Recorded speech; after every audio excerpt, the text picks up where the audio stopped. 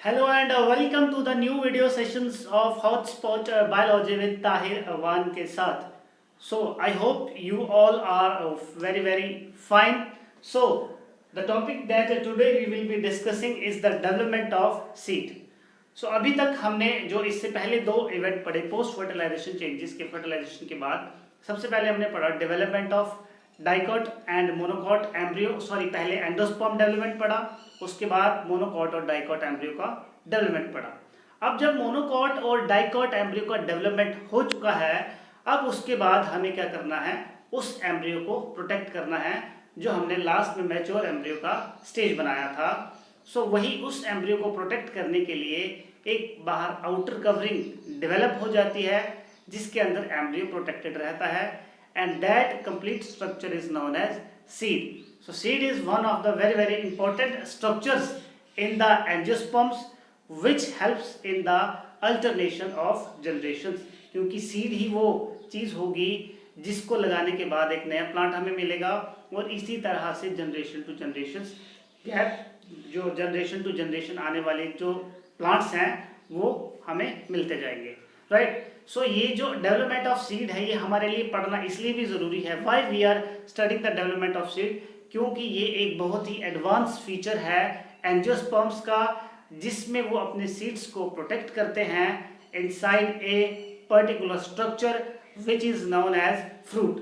तो यह डिफरेंसेस थे जिम्नोस्पर्म्स और एंजियोस्पर्म्स में जो इस एवोल्यूशन टाइम के साथ आते गए, क्योंकि जिम्नोस्पर्म्स में सीड प्रोटेक्टेड नहीं था, वो नेकेड था, इसीलिए एंजियोस्पर्म्स ने अपने आप को मॉडिफाई किया और अपने सीड को प्रोटेक्ट कर लिया इनसाइड ए फ्रूट। तो दोनों को हम देखेंगे। आज हम डिस्कस करने वाले हैं कि किस तरह से सीड डेवलप होता है और सीड बेसिकली हम अगर इसको डिफाइन करेंगे तो किस तरह से किया जाएगा। आप सबसे रिक्वेस्ट है कि सबसे पहले लेक्चर को सुन लें, उसके बाद रिटन काम करिएगा, क्योंकि ये जो मैंने यहाँ पे पॉइंट्स लिखे होते हैं ये शॉर्ट पॉइंट्स होते हैं, सुनने के बाद आपको इसको थोड़ा सा एलेबोरेट करना होता है। गलती से भी आप इनको ना लिखें। तो सीड बेसिकली क्या है, it is anything that can be sown, जिसको हम सॉइल में लगा के ग्रो कर सकते हैं। और छोटी क्लासेस 10th में आपने पढ़ा होगा कि what is basically seed, it is the fertilised ovule, यानी कि जब पूरी तरह से ओव्यूल फर्टिलाइज हो जाता है तो आप ये भी कह सकते हैं, हम ये भी कह सकते हैं कि जो बेसिकली ओव्यूल है इसका जो इसको ट्रिगर कौन करता है, इसको एक्सेलरेट कौन करता है, सीड फॉर्मेशन को बेसिकली एक्सेलरेट करता है डबल फर्टिलाइजेशन। ये आप पॉइंट नोट कर लें। और ये इनसाइड द फ्रूट पाया जाता है। बात समझ आई। अब हम देखते हैं कि सीड को हम डिफाइन कैसे करेंगे। देखिए सीड मैंने जिस तरह से आपको बताया कि सीड के अंदर प्रोटेक्टेड रहेगा एम्ब्रियो जो फ्यूचर में जाके प्लांट बनेगा। अब वो जो एम्ब्रियो है ना वो भी एक अपने आप में प्लांट है। तो बेसिकली होता क्या है, सीड का काम क्या है कि वो उस एम्ब्रियो को एक प्रॉपर टाइम देता है जिस टाइम को कहा जाता है रेस्टिंग स्टेज। क्या कहा जाता है, रेस्टिंग स्टेज। उस पर्टिकुलर रेस्टिंग स्टेज में सीड अपने आप को, ये एम्ब्रियो अपने आप को प्रिपेयर करता है। जिस तरह से आपने सुना होगा कि जैसे धान की फसल लगाई जाती है, चावल की जैसे फसल होती है या वीट गेहूं की फसल होती है, तो हम क्या करते हैं कि जिस साल सीड्स को हार्वेस्ट किया जाता है उसी साल उस सीड को कभी भी नहीं सॉइल में लगाया जाता है। वाई, क्योंकि उसका जो एम्ब्रियो होता है वो पूरी तरह से मैच्योर नहीं होता है। हम यूजुअली 1 या 2 साल के बाद उसको खाते भी हैं और उसको सॉइल में लगाने के वो काबिल भी बनता है। वही जो फेज होता है छोटा सा, उसको रेस्टिंग फेज कहा जाता है, जिसमें वो सीड उस एम्ब्रियो को प्रोटेक्ट करता है। It is basically, seed is basically embryonic plant, यानी कि जो फ्यूचर में जाके प्लांट बनाएगा through embryo enclosed. Embryonic plant enclosed इन ए protective outer covering. Protective outer, वो जो सीड है वो क्या है, उस एम्ब्रियो की प्रोटेक्टिव आउटर कवरिंग है। देखेंगे किस तरह से। And it is basically a fertilised mature ovule. और ओव्यूल जब फर्टिलाइज हो जाएगा पूरी तरह से तो उसको भी क्या कहा जाएगा, सीड, जिसके अंदर क्या होगा, एम्ब्रियो। तो चलिए यहाँ पे मैं एक छोटा सा डायग्राम बनाता हूँ थोड़ा सा आपको चीजों को सिंप्लीफाई करने के लिए। हमने ओव्यूल का स्ट्रक्चर बनाया था, कुछ इस तरह से था, अगर आपको याद हो ओव्यूल का स्ट्रक्चर, राइट। सो क्या है ना, जब तक आप चीज़ों को रिलेट नहीं ना करेंगे, चीज़ों को अगर आप रिलेट नहीं करेंगे तो ये समझ में नहीं आएगा आपको। चीज़ों को रिलेट करोगे तो बहुत ही इजीली समझ में आ जाएगा। ठीक है, यहाँ पे देखिए, मैं यहाँ पे ये डायग्राम बना रहा हूँ, तो आपको बहुत इजीली ये समझ में आ जाएगा, कुछ भी मुश्किल नहीं है, राइट। क्योंकि अभी तक तो आपके लिए सीड जस्ट एक टॉपिक था कि हाँ जी सीड होता है, सॉइल में लगाते हैं, लेकिन बेसिकली उसका डेवलपमेंट कैसे होता है हमें यही पढ़ना है। तो ये देखिए, this was the embryo sac, ये एम्ब्रियो सैक है इसका, राइट। ये इसके इंटेगोमेट्स थे, ये इंटेगोमेट्स थे, राइट। ये इसके इंटेगोमेट्स हैं। अब इंटेगोमेट्स दो थे, this was the outer integument, this was the inner integument, और ये क्या था इसका न्यूसेलस। सो बेटा जी आपको यही चीज समझनी है कि इन सारे पार्ट से सीड किस तरह से डेवलप होता है, राइट।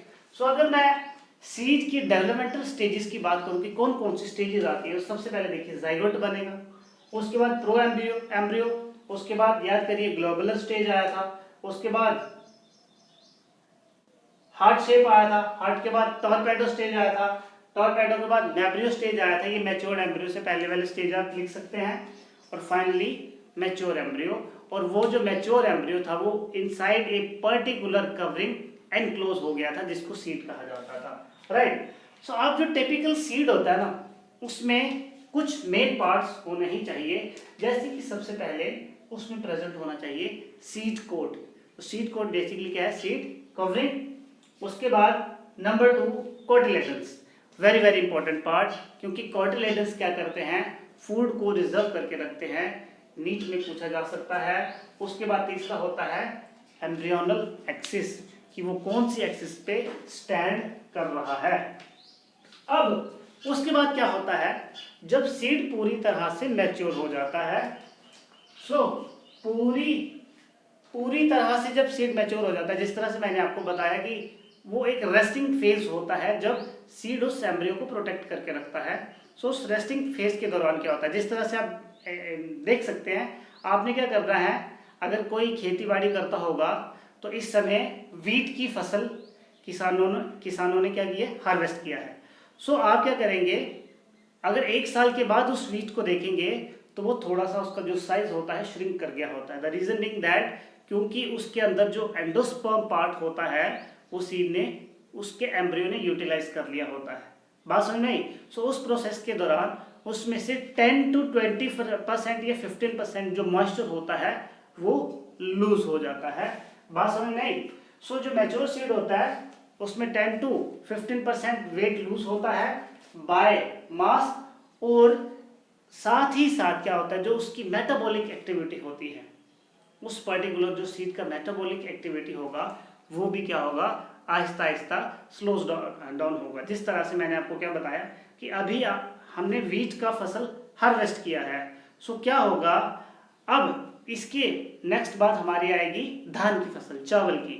सो वीट की फसल आएगी उसके नेक्स्ट सीजन में। सो वो जो बीच का एक फेज रहता है, उस पर्टिकुलर फेज में वो जो सीड रहता है वो इनएक्टिव रहता है।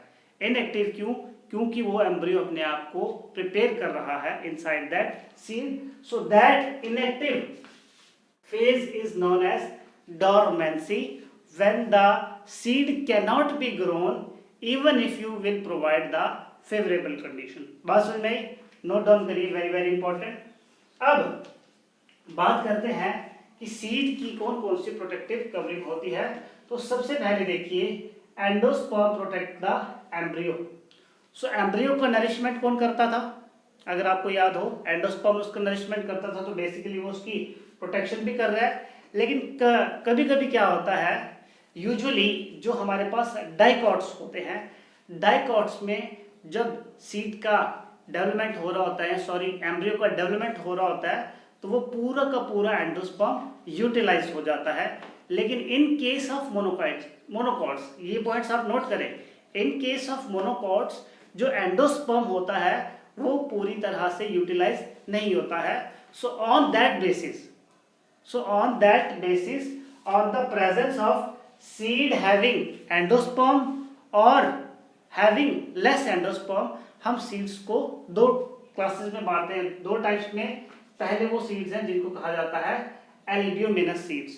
तो ये देखिए वो वाले सीड्स होते हैं जिनमें अबंडेंट एंडोस्पर्म होता है, बहुत सारा एंडोस्पर्म, यानी कि बहुत सारा रिजर्व फूड होता है even after the development of embryo. अब सबसे इंपॉर्टेंट पॉइंट जो नीट में पूछा जा सकता है, एल्ब्यूमिनस सीड की एग्जांपल्स व्हीट हो गया, कॉर्न, मेज, barley, castor, sunflower, coconut and उसके बाद कोकोनट। अब कोकोनट में एक चीज आपको और बता देता हूं, देखिए कोकोनट का जो वाटर होता है, वाटरी जो पार्ट होता है वो क्या है, basically it is free nuclear endosperm. ये हमने आपको जब एंडोस्पर्म डेवलपमेंट बताया था तब आपको शायद नहीं बताया था, अभी बता देते हैं कि जो उसका वाटरी पार्ट होता है वो फ्री न्यूक्लियर एंडोस्पर्म का टाइप है। और जो कोकोनट का कर्नल पार्ट होता है, कर्नल समझते हैं, यानी कि जो कोकोनट की हार्ड कवरिंग होती है, उसकी जो हार्ड कवरिंग होती है दैट इज सेलुलर टाइप। सो ये आप दोनों चीजें नोट कर लें, बात समझ में आई। और जिन सीड्स में पूरी तरह से एंडोस्पर्म यूटिलाइज हो जाता है, ये यूजुअली डाइकॉट्स होते हैं, नोट रख कर लीजिए। जिनमें पूरी तरह से एंडोस्पर्म यूटिलाइज हो जाता है उनको बोला जाता है एग्स एल्ब्यूमिनस, या आप इनको नॉन एल्ब्यूमिनस भी कह सकते हैं, जैसे कि बीन हो गया, पी हो गया, ग्राम हो गया, ग्राउंडनट हो गया एंड एटसेट्रा। बात समझ में आई आपको। अब उसके बाद चलते हैं अगले पार्ट पे। तो अब हमने बात कर ली है इस पर्टिकुलर पोर्शन की। ये देखिए यहाँ पे डबल फर्टिलाइजेशन हुआ था इस सेल के साथ, और यहाँ पे पूरा का पूरा डबल फर्टिलाइजेशन होने के बाद क्या हुआ था, पूरा का पूरा एम्ब्रियो डेवलप किया था, अगर आपको याद हो, राइट। सो ये वाला पार्ट हमने डिस्कस कर लिया, इस तरह से याद करना। अब देखिए अब इसके बाहर वाला पार्ट कौन सा है, न्यूसेलस।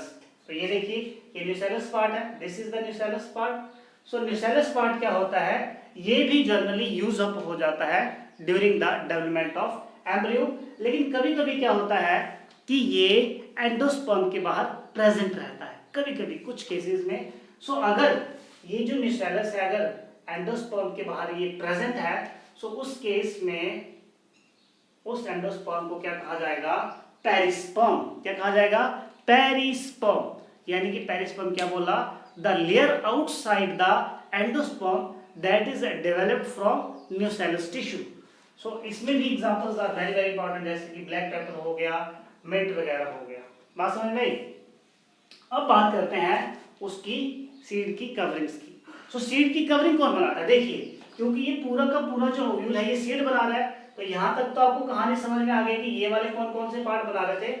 अब इसके मैंने बोला आपको दो इंटेगुमेंट्स थे, एक इनर था और एक आउटर था। सो जो इसका आउटर इंटेगुमेंट होता है ओव्यूल का, ये बना देता है हार्ड और लेदरी कवरिंग। तो आपने सीड देखा होगा तो बाद से वो हार्ड होता है। बेस्ट एग्जांपल आप राजमा का सीड लेना, राइट। सो उस आउटर हार्ड कवरिंग को बोला जाता है टेस्टा, जिसको आउटर कोट भी कहा जाता है। और जो इनर इंटेगुमेंट होता है ये कभी कभी रहता है, कभी कभी नहीं भी रहता है। अगर तो इनर कोट रह गया, यानी कि अगर इनर इंटेगुमेंट रह गया, तो उस केस में उसको बोला जाता है टेगमेन। क्या कहा जाता है, टेगमेन। बात समझ में आई। अब उसके बाद जो नेक्स्ट पार्ट है ये देखिए, this is the micropylar part.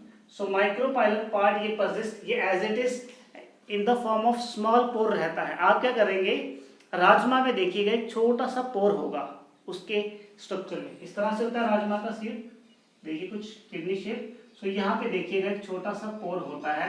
सो ये बेसिकली किसका मॉडिफिकेशन है, माइक्रोपाइलर। इस तरह से समझिए सीड को कैसे बना है, दैट इज द डेवलपमेंट। बात समझ में आई। सो ये जो पोर होता है ये बेसिकली माइक्रोपाइलर पोर होता है, माइक्रोपाइलर पार्ट होता है।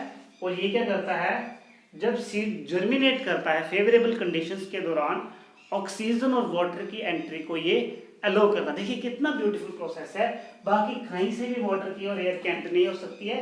ये जो माइक्रोपाइलर पार्ट होगा, और देखिए ये माइक्रोपाइलर पार्ट, इससे एयर जाएगी, वाटर जाएगा और वो पहुंचेगा इस एम्ब्रियो के पास। फिर ये जो एम्ब्रियो है उस वाटर और ऑक्सीजन को यूज करके डेवलप होगा प्लांट में। कहानी समझ में आ रही है, बहुत ईजी है, बहुत ईजी है। मुझे डेफिनेटली इस चीज की श्योरिटी है कि सीड के रिलेटेड आपके कॉन्सेप्ट्स बहुत ही ज़्यादा डेवलप हुए होंगे। साथ में वीडियो को लाइक भी कर देना और चैनल को सब्सक्राइब भी करना है, राइट। तो उसके बाद अब जो फ्यूनिकुलस पार्ट था, ये वाला जो पार्ट था याद करिए। तो फ्यूनिकुलस पार्ट क्या बन जाता है, सीड का स्टॉक बन जाता है जिसके साथ सीड अटैच रहता है, और जो हाइलर पार्ट होता है it is the point of attachment of stock जिसके साथ स्टॉक अटैच रहता है। सो ये था डेवलपमेंट ऑफ सीड की, किस तरह से सीड पूरी तरह से डेवलप होता है।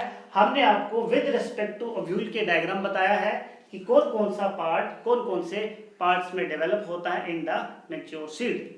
अब हम डिस्कस करेंगे the structure of monocot and dicot seed. ये आपने 11th क्लास में भी पढ़ा है, लेकिन हम जस्ट एक रिवीजन के तौर पे मोनोकॉट और डाइकॉट सीड का स्ट्रक्चर का डिस्कशन करेंगे, राइट।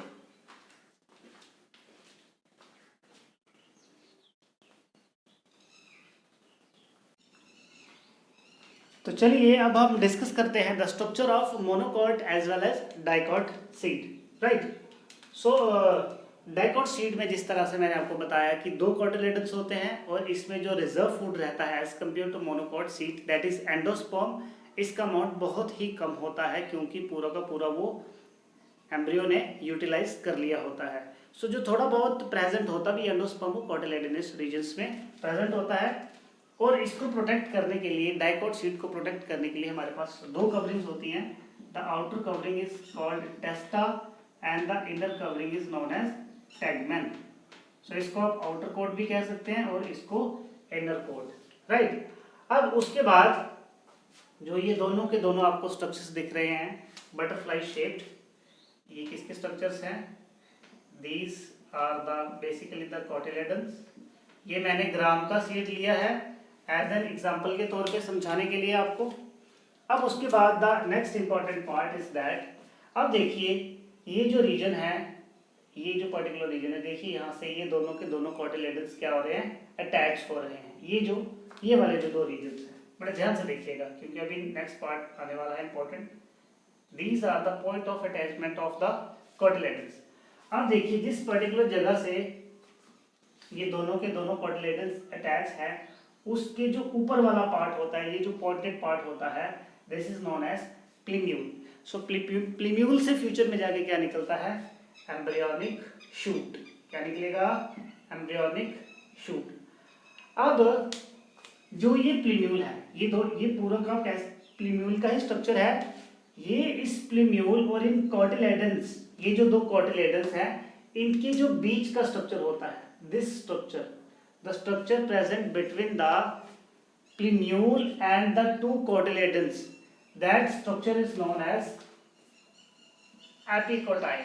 क्या कहा जाता है इसे, एपिकोटाइल। बात समझ में बेटा, ऐसे इसका बड़ा ध्यान रखें। एपिकोटाइल कौन सा हो गया, between the cotyledons and the प्लीम्यूल, right. उसके बाद जो ये हैंगिंग सा स्ट्रक्चर आपको दिख रहा है, this structure is known as radicle. क्या कहा जाता है इसे, रेडिकल। सो रेडिकल से फ्यूचर में जाके क्या निकलता है, रूट पार्ट। कौन सा पार्ट निकलता है, root part. Now the structure present between this radicle and the place of origin of cotyledons, बड़े ध्यान समझिए। The structure present between this radicle and the place of origin of the two cotyledons, that is known as, इसको कहा जाएगा hypocotyl. क्या कहा जाएगा, hypocotyl. Very very important, ये आपको बड़े बड़े एग्जामिनेशन में पूछे जा सकते हैं, इस चीज का डेफिनेटली ध्यान रखिएगा। बात समझ में आ रही है, आई थिंक कुछ भी इसमें ज्यादा मुश्किल नहीं है, राइट। अब हम बात करते हैं स्ट्रक्चर ऑफ मोनोकॉट सीड। ये वाला आपको आई थिंक समझ में आ गया होगा बहुत अच्छे से। सो मोनोकॉट सीड का जो हम मॉडल स्ट्रक्चर लेते हैं समझाने के लिए, that is the seed of मेज, right. So this is monocot seed, this is monocot seed है ये। सो अब इसमें और इसमें सबसे बड़ा डिफरेंस क्या है कि जो मोनोकॉट सीड है, इसमें एंडोस्पर्म पार्ट जो होता है ये बहुत ही ज्यादा होता है, रिजर्व फूड बहुत ही ज्यादा होता है, और उसके बाद इसका जो आउटर लेयर होता है दैट इज नोन एज टेस्टा, और इसका इनर लेयर टैगमेन नहीं होता है। instead of that an aileron layer is present. So basically what is the function of this aileron layer? ये क्या करता है, इसके अंदर जो ढेर सारा रिजर्व फूड होता है उसको स्टोर करके रखता है, और उसी के just inside endosperm part is present. So endosperm part को आप फूड रिजर्व भी कह सकते हैं. बात समझ गई? सो इस एंडोस्पर्म को हम यूटिलाइज करते हैं. बात समझ में आई? उसके बाद जो नेक्स्ट पार्ट है, एक चीज मैं इसमें बताना भूल गया आपको डाइकोट सीट में, this structure in which the plumule, epicotyl, hypocotyl and radicle region is present. This is known as embryonal axis. ये मैंने आपको बताना भूल गया, this is known as embryonal axis. Right? तो चलिए अब उधर चलते हैं. अब उसके बाद देखिए डाइकोट सीट के स्ट्रक्चर में मोनोकोट सीट के स्ट्रक्चर में कौन कौन से इंपॉर्टेंट स्ट्रक्चर्स होते हैं. The first important structure is the scutellum. अब मैंने आपको बताया कि मोनोकोट में सिंगल कॉटिलेडन होता है. So single cotyledon is known as scutellum. बहुत बार नीट में पूछा गया है, बहुत बार. This is single cotyledon. आसन नहीं, single cotyledon is known as scutellum. अब देखिए कॉटिलेडन के नीचे अलग अलग लेयर्स हैं. The first layer is the coleoptile. सबसे पहला लेयर कौन सा है? कोलियोपेटाइल. सो कोलियोपेटाइल से फ्यूचर में जाके क्या निकलते हैं? लीव्स निकलते हैं. क्या निकलते हैं? लीव्स. इसलिए इन आप इसी के जस्ट बिलो जो लेयर होती है वो किसकी होती है? एम्ब्रियोनिक लीव्स की लेयर्स होती है. और ये जो दो रेड कलर की लेयर्स हैं यहाँ से फ्यूचर में निकलेंगे लीव्स पार्ट. कौन सा पार्ट निकलेगा? Leaves part. और कोलियोपेटाइल से क्या निकलेगा? उस लीफ का जो एक्सिस होता है. बात समझ में आई? उस लीफ का जो एक्सिस होता है वो कोलियोपेटाइल से निकलेगा. उसके नीचे आ गया एम्ब्रियोनिक लीव्स का लेयर, और उसके नीचे जो ब्लैक कलर का रीजन है that is known as plumule, जहां से क्या निकलेगी? शूट. तो देखिए इसको समझे जरा. इस तरह से होता है, देखिए लीफ, देखिए किस तरह से. ये आ गया कोलियोपेटाइल, ये आ गया एम्ब्रियोनिक लीव्स, और ये आ गया इसका शूट पार्ट दैट इज प्लीम्यूल. इस तरह से आप इसको समझे. उसके बाद जो नीचे वाले पार्ट हैं जहां से रूट पार्ट निकलेगा, the first part is the radical. Radical से रूट निकलता है, उसको प्रोटेक्ट करने के लिए यहाँ पे रूट कैप होता है.